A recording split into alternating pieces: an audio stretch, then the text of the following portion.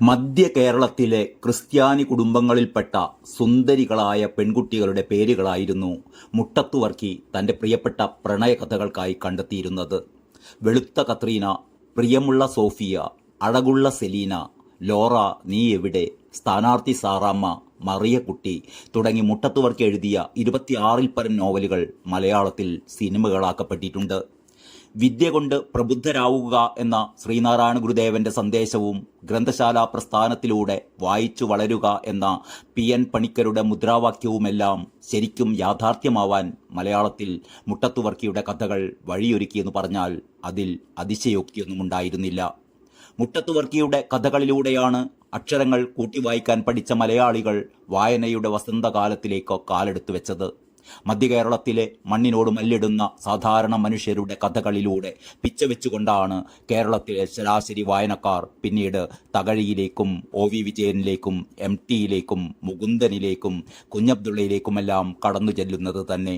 അദ്ദേഹത്തിൻ്റെ പാടാത്ത പൈങ്കിളി പോലെ കേരളം കാത്തിരുന്ന് വായിച്ചാസ്വദിച്ച ഒരു സാഹിത്യകൃതി പിന്നീടുണ്ടായിട്ടില്ല എന്നാണ് പഴയ തലമുറ സാക്ഷ്യപ്പെടുത്തുന്നത്. 1957-ൽ ഈ കൃതി സിനിമയാക്കപ്പെട്ടപ്പോൾ ആ വർഷത്തെ മികച്ച മലയാള ചിത്രത്തിനുള്ള ദേശീയ പുരസ്കാരം ലഭിക്കുകയുണ്ടായി. മുട്ടത്തുവർക്കി കേരളത്തിലെ ഏറ്റവും ജനപ്രിയനായ എഴുത്തുകാരനായതോടെ മലയാള സാഹിത്യത്തിലെ തമ്പുരാക്കന്മാരും നിരൂപക കേസരികളും മുട്ടത്തുവർക്കിക്ക് ഒരു പുതിയ വട്ടപ്പേര് നൽകി, പൈങ്കിളി. 80ഓളം നോവലുകളടക്കം 200ഓളം കൃതികൾ എഴുതി മലയാളികളെ വായനയുടെ വാതായനങ്ങളിലേക്ക് കൈപിടിച്ചുയർത്തിയ ഈ എഴുത്തുകാരൻ ജീവിച്ചിരുന്നപ്പോൾ താൻ എഴുതിയ കഥകളുടെ പേരിൽ ഏറ്റുവാങ്ങിയ പരിഹാസങ്ങൾക്ക് കയ്യും കണക്കുമില്ലായിരുന്നു. എന്നാൽ അദ്ദേഹത്തിൻ്റെ മരണശേഷം 1992-ൽ മുട്ടത്തുവർക്കി സാഹിത്യ പുരസ്കാരം നിലവിൽ വന്നതോടെ അത് രണ്ടും കൈയും നീട്ടി സ്വീകരിക്കുവാൻ ജീവിച്ചിരിക്കുമ്പോൾ അദ്ദേഹത്തെ നിരന്തരം തെറി വിളിച്ച മലയാളി സാഹിത്യ ലോകത്തെ ദന്തഗോപുരവാസികൾക്ക് ഒരു ഉളുപ്പുമുണ്ടായിരുന്നില്ലെന്ന് മാത്രമല്ല, അതോടുകൂടി മുട്ടത്തുവർക്കി വാഴ്ത്തപ്പെട്ടവനുമായി. കേരളത്തിലെ ഒരു ചെറുകിട പട്ടണം മാത്രമായിരുന്ന കോട്ടയത്തെ ആനുകാലിക പ്രസിദ്ധീകരണങ്ങളുടെ മെക്കയും അക്ഷരനഗരിയുമൊക്കെ ആക്കി മാറ്റിയതിൽ മുട്ടത്തുവർക്കിയുടെ നിസ്തുലമായ പങ്ക് വിസ്മരിക്കാനാവില്ല.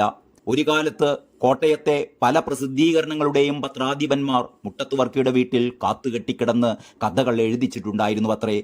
കമൽ സംവിധാനം ചെയ്ത് മോഹൻലാൽ നായകനായി അഭിനയിച്ച അയാൾ കഥ എഴുതുകയാണ് എന്ന ചിത്രത്തിലെ സാഗർ കോട്ടപ്പുറം മുട്ടത്തുവർക്കിയിൽ നിന്ന് പ്രചോദനം ഉൾക്കൊണ്ട് സൃഷ്ടിച്ച കഥാപാത്രമാണ് എന്ന് എവിടെയോ വായിച്ചതായി ഓർക്കുന്നു.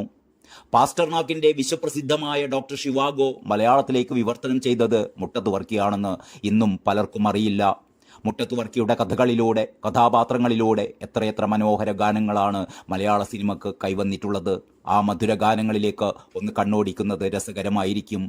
കാക്കത്തമ്പുരാട്ടി, കറുത്ത മണവാട്ടി, ഇണപ്രാവുകൾ എന്ന സിനിമയിൽ അക്കരപ്പച്ചയിലെ അഞ്ജനച്ചോലയിലെ സ്ഥാനാർത്ഥി സാറാമ്മ, കാട്ടുചമ്പകം പൂത്തുലയുമ്പോൾ വെളുത്ത കത്രീന, സന്ധ്യമയങ്ങും നേരം മയിലാടും കുന്ന്, തൃക്കാക്കര പൂപ്പോരാഞ്ഞ് ലൈൻ ബസ്, കരകവിയും കിങ്ങിണിയാറിൻ തീരത്ത് പച്ച നോട്ടുകൾ, കിഴക്കേ മലയിലെ വെണ്ണിലാവൊരു ക്രിസ്ത്യാനി പെണ്ണ്, ലോറ നീ എവിടെ, താജ്മഹൽ നിർമ്മിച്ച രാജശില്പി ഷാജഹാൻ ചക്രവർത്തി, അഴകുള്ള സെലീന, നന്ദ്യാർ വട്ടപ്പൂ ചിരിച്ചു നാട്ടുമാവിൻ്റെ ചോട്ടിൽ, പൂന്തേനരുവി, ചിരിക്കുമ്പോൾ കൂടെ ചിരിക്കാൻ 1000 പേർ വരും, കടൽ, കാറ്റുവന്നു കള്ളനെപ്പോലെ, കരകാണാക്കടൽ, ആകാശപ്പൊയ്കയിലുണ്ടൊരു പൊന്നിൻ തോണി, പട്ടുതൂവാല, അയ്യടി മനമേ, പ്രിയമുള്ള സോഫിയ, പ്രിയമുള്ളവളെ നിനക്കു വേണ്ടി, തെക്കൻ കാറ്റ്, സംഗീതമീ ജീവിതം, ജയിൽ പുള്ളി, കന്യാമറിയമേ തായെ, ജ്ഞാനസുന്ദരി എന്നിങ്ങനെ തേനൂറും ഗാനങ്ങളെല്ലാം മുട്ടത്തുവർക്കിയുടെ തൂലികയിലൂടെ അനശ്വരമായ കഥാപാത്രങ്ങളിലൂടെയാണ് മലയാള മണ്ണിലേക്ക് ഇറങ്ങി വന്നത്.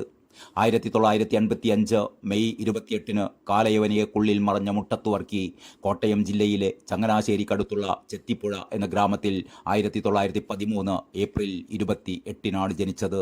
ഇന്ന് മറ്റൊരു ഏപ്രിൽ 28 അദ്ദേഹത്തിൻ്റെ ജന്മവാർഷിക ദിനം.